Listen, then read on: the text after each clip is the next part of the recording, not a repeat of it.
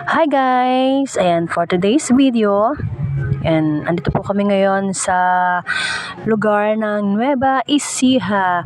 Dahil birthday nga ng tito ng mister ko, ayan, naimbitahan kami pumunta dito. At ito nga nasa isa kaming private pool. Ayan, yung mga gaama ko, yan, tamang ligo-ligo lang. Pagkarating pa lang namin dito, naligo na kagad sila.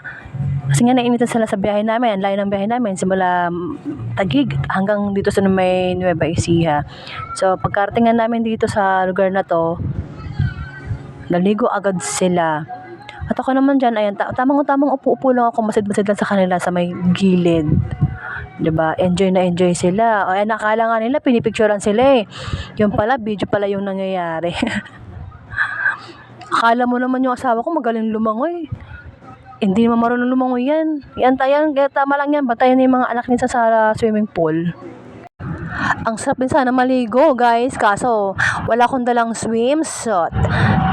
Kaso, pag nasuot naman ako ng swimsuit, Diyos me, nakakahiya. Makikita nila yung aking siksik body.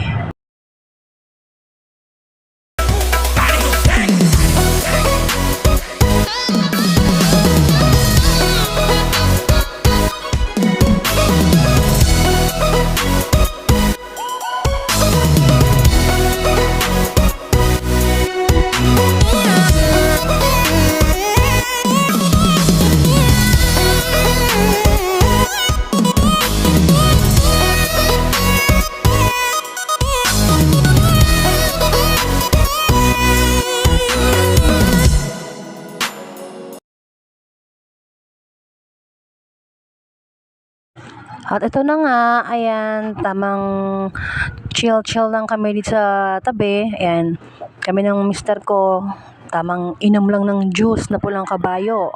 At habang yung mga anak ko kumakain sila ng kanin. So paano guys? Salamat sa panonood ninyo ng aming video. God bless!